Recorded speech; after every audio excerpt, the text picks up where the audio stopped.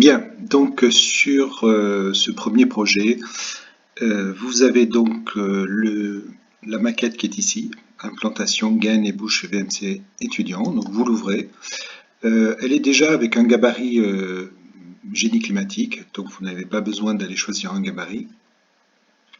Donc la maquette s'ouvre et vous avez déjà un certain nombre de réseaux qui ont été positionnés. Vous avez ici notamment la CTA qui est déjà en place, avec le circuit de rejet d'air, et ici l'air neuf qui a été également positionné. Ça fait partie d'une des questions que je vous pose dans le TD. Il faudra vérifier que la distance entre ce point-là et ce point-là est bien de 8 mètres, ce qui est demandé, de manière à ce qu'il n'y ait pas de court-circuitage entre ces deux réseaux. Donc il faudra que vous vérifiez la longueur de cette gaine, de manière à ce qu'il y ait bien les 8 mètres entre les deux.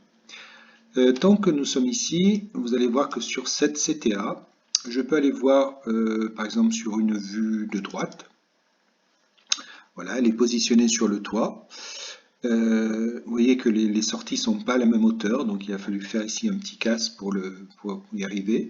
Je vous ai préparé également des coupes, et vous avez dans les coupes transversales, ici, on voit les deux réseaux qu'il va falloir que vous complétiez, c'est-à-dire qu'il y a un réseau, si je clique ici, vous allez avoir, voilà, qui apparaît ici un réseau de soufflage et un réseau d'extraction.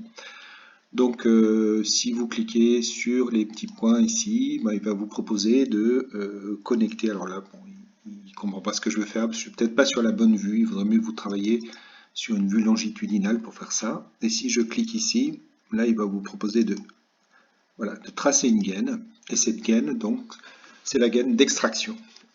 Vous allez avoir ici la même chose si je clique ici, et vous allez avoir la gaine de soufflage. Voilà, donc il y a des coloris qui vous permettent de distinguer les deux.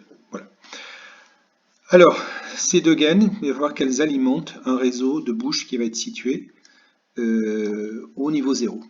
Alors avant ça, je voulais quand même vous préciser quelque chose. La maquette que vous avez, c'est une maquette Revit liée.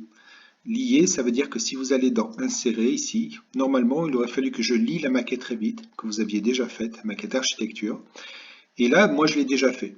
Donc, si vous avez la gestion des liens, vous voyez que la maquette architecturale que nous avions faite ensemble, elle est déjà là, elle est déjà chargée. Il se peut que vous perdiez ce lien. Ça veut dire qu'ici, il y aura marqué non chargé. Et du coup, ne s'affichera pas votre bâtiment. Dans ce cas-là, vous faites ici en bas, vous voyez, recharger depuis. Donc, recharger depuis, ça va vous permettre de retrouver ce lien. Donc il faudra que vous indiquiez le chemin en fonction de l'endroit où vous avez mis votre maquette sur votre ordinateur, de manière à ce que Revit retrouve cette maquette architecture. Sinon, vous n'aurez rien qui apparaîtra. Donc je ferme ça, puisque là, pour moi, c'est bien chargé.